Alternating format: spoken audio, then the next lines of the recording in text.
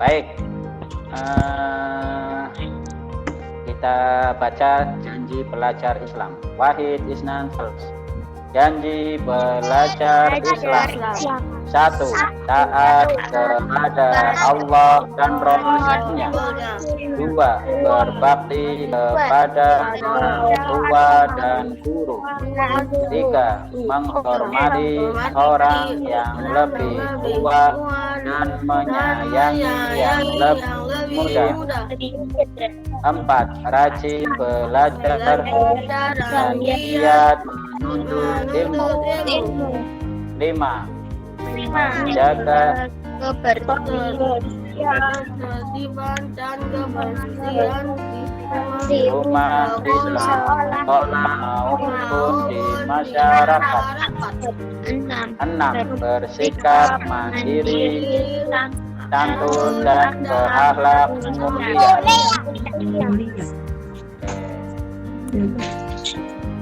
Masih ingat keyakinan kelas kita apa? Yang pertama apa?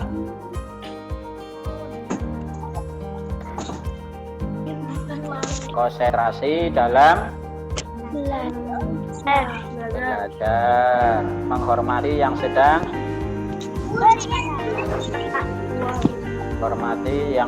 bicara, berpenampilan termasuk berpenampilan ketika ikut pertemuan tentunya yang nyaman ya, yang rapi, tidak sambil tiduran, sambil nyaman, pokoknya duduknya boleh bersandar, mengikuti dengan nyaman. Izin bila mau ke belakang bila ada keperluan. Laksanakan ketentuan guru ya. Bisa minum, iya, menghargai sesama ya, termasuk dengan teman-teman. Kalau ada yang bicara atau menjawab, kalau salah jangan diejek tapi dihargai. Semua belajar, berani dalam kebaikan, jangan takut salah ya. Belajar itu baik, salah atau betul sambil belajar itu baik. Menjaga ketertiban dan kebersihan di lingkungan. Kayak besok kalau pas ke sekolah, jajan bungkusnya dibuang di tempat sampah, jangan ditinggal di laci atau di depan masjid dibuang sembarangan. Itu tidak menjaga ketertiban. Ya, kalau yang bagus ada lihat sampah, walaupun yang buang bukan kalian, ambil. Bagian dari menjaga kebersihan. Ya, insya Allah dapat pahala ya, nggak usah ini bukan sampahku, ini bukan punyaku. Daripada begitu mending ringan tangan, ambil, masukkan, selesai, kalian dapat bonus dari Allah. Kemudian yang utama dari pembelajaran ini adalah pendidikan karakter ya, jadi kebudayaan atau pembiasaan, habituasi ini perlu dikondisikan ya. Kemudian membelajarkan hal-hal yang baik ya. Kemudian merasakan dan mencintai yang baik ini perlu kita kondisikan dari rumah. Bapak Ibu sebagai teladan ya, di rumah, di sekolah Allah saling bersinergi untuk menyampaikan hal-hal yang baik yang bisa menjadi karakter yang ditanamkan kepada siswa. Kemudian anak-anak juga beri tanggung jawab kalau berbuat kesalahan untuk ada penyesalan atau bertanggung jawab atas tindakannya. Kalau dalam bahasa Islam adalah taubat ya. Kalau anak-anak merasa bersalah tidak kita marahi berlebihan, tetapi diajak berpikir tadi kamu buat salah apa, akibatnya apa. Seperti itu, jadi anak-anak bisa mengerti sebab akibat dari tindakannya. Ini kami nukil dari ini ya, bacaan dari Kemendikbud. Kemudian karakter dalam pembelajaran jauh tetap kita mengedepankan religius. Jadi walaupun belajar dari rumah, monggo sholatnya, tilawahnya tetap dikontrol ya. Kita dari sekolah hanya bisa mengingatkan dari kepada anak setiap meeting, setiap pembelajaran Al-Quran kita ingatkan terus, untuk garda terdepan Bapak Ibu di rumah ya, bahkan sampai sholat subuh untuk diajak bersama. Kemudian kemandirian anak ya, ini jangan sampai anak tergantung sekali kepada orang tua. Sedikit-sedikit ketika ada tugas atau PR, mama, papa, atau bunda, umi, abi, ya ini akan menjadi kecanduan ya. Nanti ketika sudah kelas atas, bahkan SMP, ini akan sulit lepas kemandirian ini kalau tidak dibiasakan. Kemudian semangat berjuang ya, pantang menyerah ini perlu kita tanamkan pada anak-anak kita, supaya anak-anak ini ketika mengerjakan ada kesulitan ya, tidak menyerah tetapi cari solusinya, bisa tanya kepada gurunya atau apa saja ya, cari solusinya. Insya Allah dari sekolah sudah mengukur untuk tingkat kesulitan tugasnya. Nah, ketika anak-anak merasa kesulitan, ini perlu dikomunikasikan. Kemudian tentunya kedisiplinan. Ini kedisiplinan dari mulai bangun pagi, anak-anak dikondisikan. Ya, ketika libur pun juga tetap dikondisikan ibadahnya, kemudian kebersihannya. Jadi tetap anak-anak diberi kemerdekaan, ya, diberi kebebasan, tetapi kebebasan yang dibatasi oleh kewajiban. Kemudian kejujuran, ini penting ya, karena ini karakter yang harus melekat pada diri kita masing-masing. Terutama anak-anak ini dari kecil harus dibiasakan jujur. Jadi ketika mengerjakan tugas, monggo untuk didampingi, diberi tahu caranya, tetapi jangan sampai kepada jawabannya. Mungkin lebih kepada kita memberi pancing ya, daripada memberi langsung ikan langsung ya. Jadi Bapak Ibu mungkin lebih tahu ya, anak-anak ketika sudah terbiasa dengan berbohong, ini akan sulit untuk ini kita kontrol ya. Kamu sudah sholat belum? Sudah, padahal belum. Kamu sudah ini belum? Nah, ini perlu kita biasakan ya, kejujuran dari hal-hal yang kecil ya, bahkan sampai mengerjakan tugas ini perlu kejujuran bahwa itu hasil karya dari anak-anak sendiri. Baik, kemudian selanjutnya strateginya secara singkat ya, kita bentuk suasana pembelajaran di rumah ya, semirip mungkin dengan kondisi ketika sekolah ya, antara jam 7 sampai jam 11 ya, kita kondisikan ya, anak-anak ya. Jadi ada mungkin selingan-selingan ya, ketika anak tidak terus menghadap HP atau laptop, tetapi juga selingan refresh, boleh mungkin sambil makan snack ya, tapi ketika jam itu benar-benar belajar ya. Kita juga tidak selalu meeting, setiap hari ada meeting. Bahkan saya selalu berkoordinasi dengan guru kelas, besok meeting nggak us? Ada ya, berarti saya yang nggak meeting ya. Kepepetnya memang kalau ada pembelajaran yang memang harus dijelaskan lewat meeting ya, meetingnya memang 2 kali ya. Tambah kalau Al-Quran ya, video call atau WA-an suara itu ya. Jadi kita juga menyadari untuk radiasi ke HP juga perlu diminimalisir, dikurangi. Paling banter ya, meeting nggak sampai 1 jam jeda, kemudian istirahat dulu, kalau ada meeting lagi kurang lebih setengah jam ya. Mungkin nanti kita bisa sharing ya Bapak Ibu kendalanya ataupun kesulitan yang ditemui. Kemudian yang kedua, konsisten menerapkan budaya sekolah yang biasa dikerjakan di sekolah dengan tetap menyesuaikan kondisi yang ada ya. Monggo dibiasakan untuk ibadahnya, untuk tutur katanya ya, kondisikan untuk kedisiplinannya. Kemudian yang ketiga, menjalin kerjasama yang solid antara kami dari sekolah dengan Bapak Ibu. Ini kuncinya ya, karena kalau ada ketidaksesuaian ini yang menjadi penghambat perkembangan anak didik kita. Ini share kami tentang bagaimana kita mensikapi di pembelajaran jarak jauh ini. Ini salah satu contoh anak itu juga ada pendidikan karakter dalam online ya. Ketika meeting ya, mungkin Bapak Ibu tahu ya, ini ada adab-adabnya. Ternyata anak-anak nggih sama ketika di kelas real, kelas sebenarnya di sekolah, biasanya kalau diberi penjelasan oleh guru ada yang rame, di belakang ngobrol sendiri. Nah, ini ketika meeting atau Zoom atau Google Meet ini juga sama gitu. Tapi ramenya apa? Pakai chat. Anak-anak ngechat di Zoom-nya atau di Google Meet ya.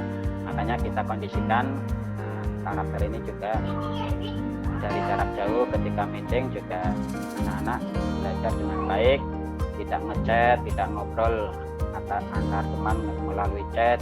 Kemudian kalau bisa kameranya on, tapi kalau kendala teknis misalnya kamera on tapi sinyalnya jadi lambat ya, kita maklumi, bisa di off kan. Ketika kamera on itu kita bisa interaksi kayak misalnya dengan Deswita, dengan Mbak Rain, dengan Mbak Raisa, Mas Abdillah, bisa langsung tanya, Mas ini jawabannya apa. Kadang ada yang memang disiasati, kameranya off, anaknya nggak tahu kemana, panggil-panggil dan menyalakan mic-nya. Ini perlu kemanusiaan kita bersama. Ini bagian tata tertib meeting saja, contoh yang kita terap. Memerlukan pembiasaan untuk memikirkan hal-hal yang positif, hal-hal kelebihan yang sudah kita terima, bukan mikir yang belum, yang kurang, yang sedih, yang sakit dan seterusnya, tetapi betapa banyak nikmat yang sudah kita terima. Jadi kita harus selalu mengedepankan pemikiran kita yang positif supaya tidak gampang mengeluh. Walaupun sifat dasarnya manusia itu sering berkeluh kesah. Mari kita syukuri dengan secara lisan kita membaca tamim alhamdulillah. Yang kedua, kita sampaikan sholawat beserta salam kepada panutan kita, Nabi Agung Nabi Muhammad Sallallahu Alaihi Wasallam.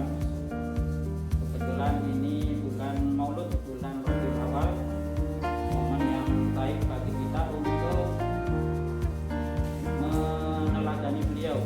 Ya, beliau sebagai sang murabi, ya, murabi yang agung, karena beliau menjadi pendidik, ya, pendidik dalam segala bidang kehidupan, baik sebagai kepala keluarga, sebagai pemimpin masyarakat, sebagai guru, sebagai komandan perang dan seterusnya.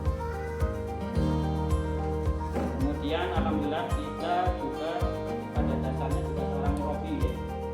Ya, kita dari dulu sering disebutnya ustadz saja. Walaupun jadi kita sekarang menghimbau untuk panggilan itu mulai digeser menjadi Pak Guru, pramuka kakak, mangga juga, jaga,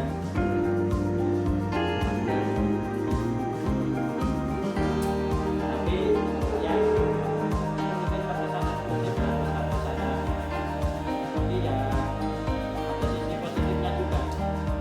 Positifnya itu bisa menjadi motivasi bagi kita untuk berusaha menjaga diri, tidak melakukan hal-hal yang kurang baik. Tapi bukan jaim, ya, dalam sendiri maupun banyak orang itu kalau bisa sama, sendiri pun sama. Bukan banyak orang jaim, kalau sendiri ini bisa enak dewe. Itu menjadi motivasi kita. Ya, ini gambaran konkretnya, misalnya kalau kita kumpul-kumpul dengan komunitas luar, ya, misalnya saya misalnya ketika ikut kumpul-kumpul dengan guru calon penggerak, dipanggilnya ustadz di sana. Karena memang sudah ada yang tahu SDIT itu panggilannya ustadz. Ya, ketika nutup lokakarya yang diminta mimpin doa, ya ustadznya. Ustadz Ilin, ini sudah ada ulamanya. Itu kan jadi, ya,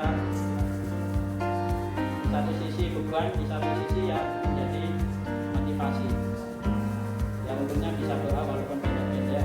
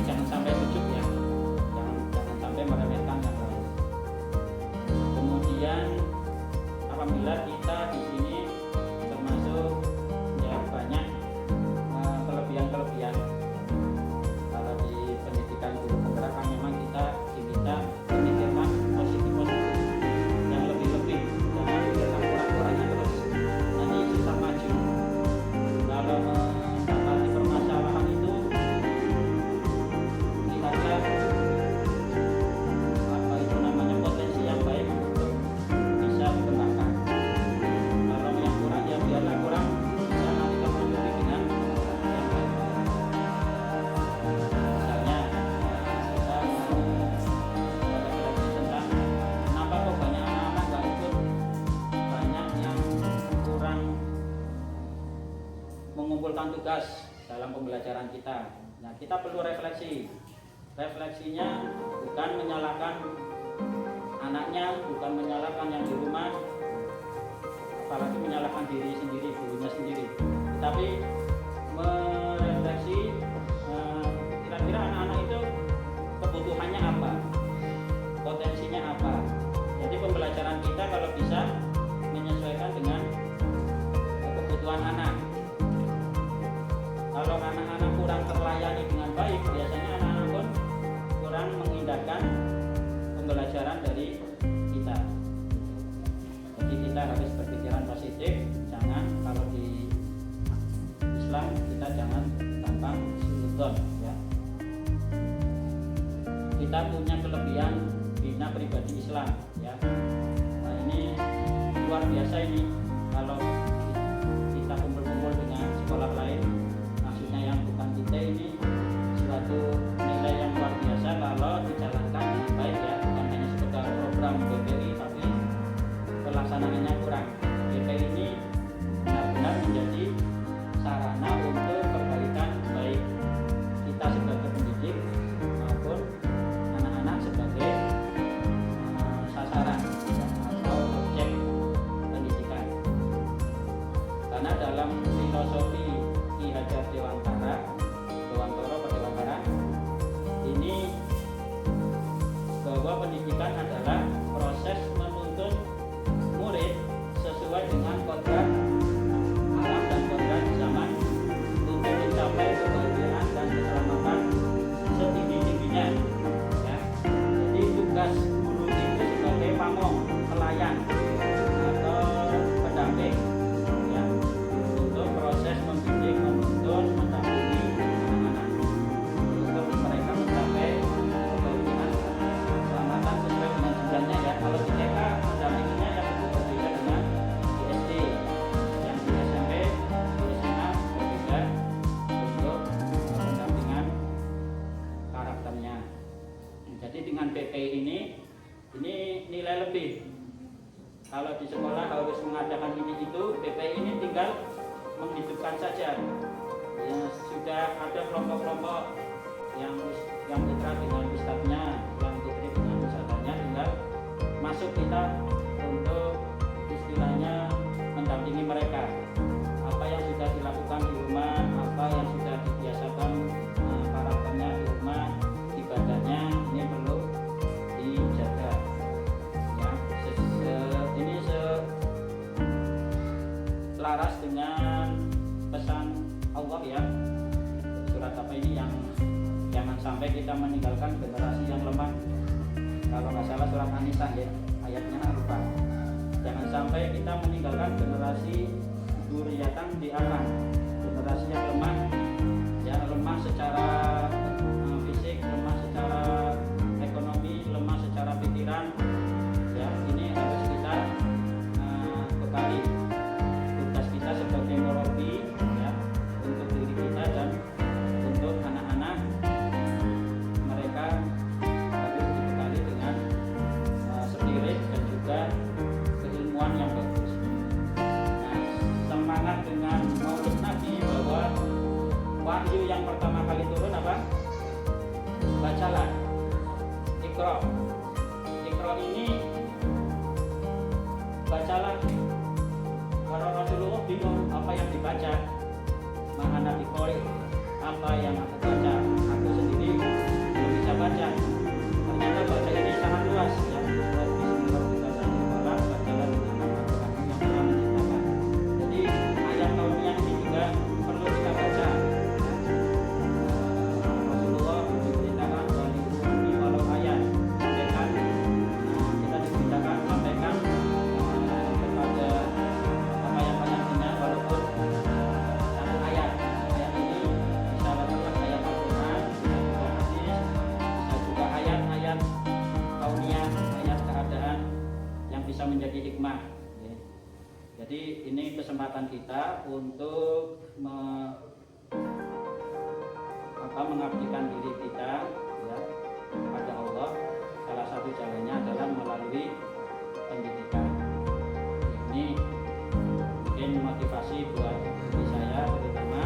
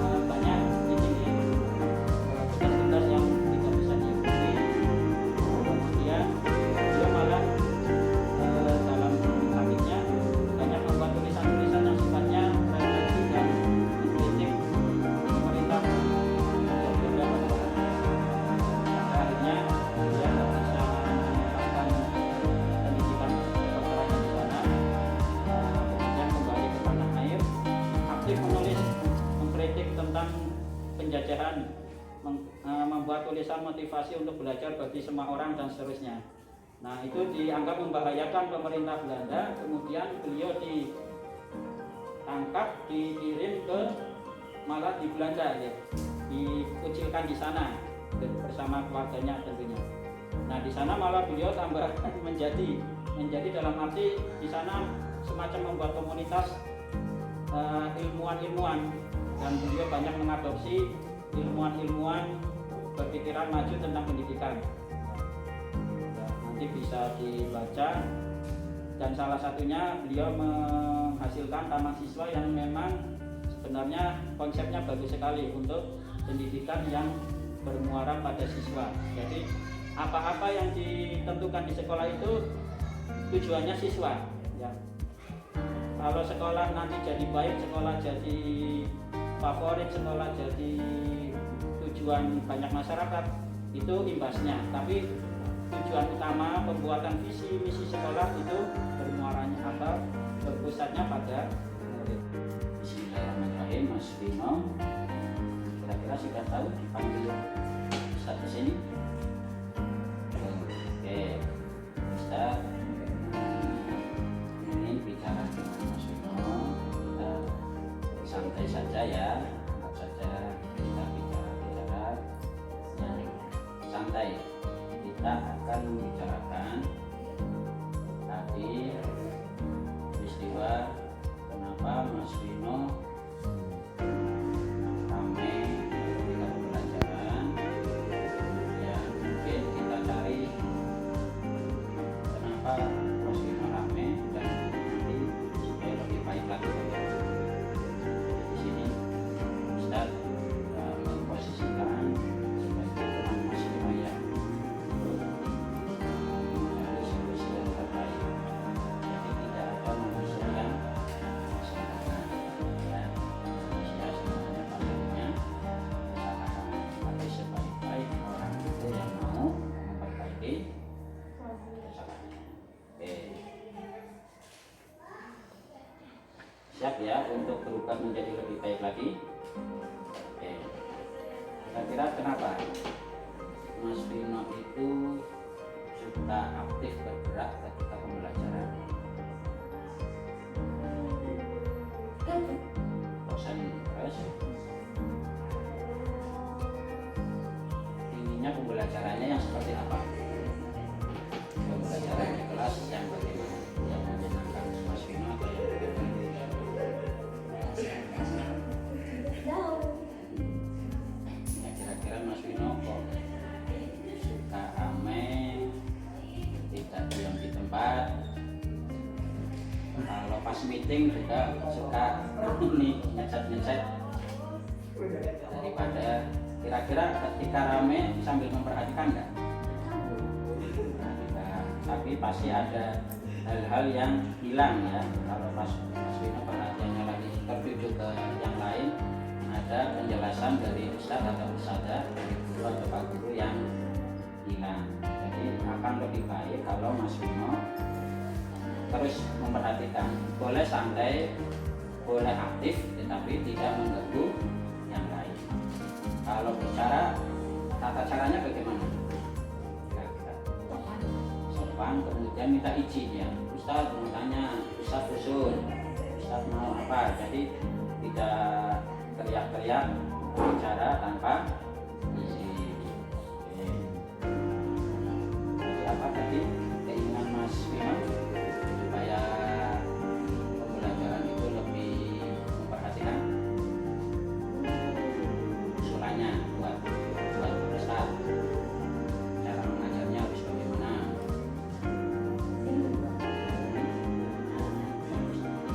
Ustaz dengan game atau sediakan permainan bagaimana? Lebih kerendahi.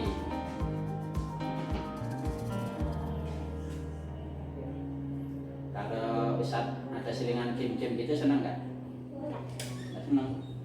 Maunya serius terus. Kan cuma selingan. Menjelaskan game sedikit, menjelaskan. Mas Vino lebih suka pelajaran apa? Berhitung, tema, atau bahasa? Semuanya senang. Oke, Mas Vino itu anak yang pandai. Dari tugas-tugas yang dikerjakan sebagian besar jawabannya bagus-bagus, betul-betul ya.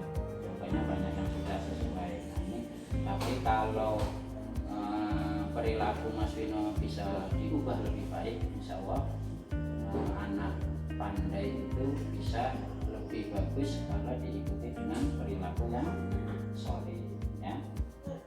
Oke ya. Oke, kira-kira apa harapan Vino ke depan? Inginnya Mas Vino jadi seperti apa? Untuk perbaikan ke depan supaya tidak berbuat salah lagi, misalnya tidak mengganggu temannya lagi, bagaimana? Intinya Mas Vino bagaimana? Kemarin Mas Vino sudah lebih anteng ya, daripada sebelum peristiwa menyenggol itu ya, nggak sengaja membawa HP kesenggol. Saya tahu Mas Vino nggak sengaja, makanya bisa minta ganti. Mas Vino nggak sengaja menyenggol. Setelah itu Mas Vino lebih anteng, lebih memperhatikan penjelasan saya. Ya, jadi sikap itu dipertahankan, sikap tenangnya. Kemudian ketika meeting sebaiknya bagaimana supaya tidak mengganggu teman-temannya? Ya, kita ngecek terus, ngeceknya jangan aneh-aneh ya, tapi cuma apa? Apa-apa ya. Jadi lebih memperhatikan, kemudian lebih solid dalam bersikap ya, lebih baik. Insya Allah Mas Vino nanti bisa melihat hasil belajarnya lebih bagus lagi ya. Nanti bisa dilihat Mas Vino sekarang peringkat berapa ya. Oke, demikian Mas Vino. Terima kasih sudah berbicara dengan Ustaz. Insya Allah ke depan Mas Vino yakin bisa lebih baik lagi ya, lebih disiplin ya, mengikuti pembelajaran ya. Terima kasih. Wassalamualaikum warahmatullahi wabarakatuh.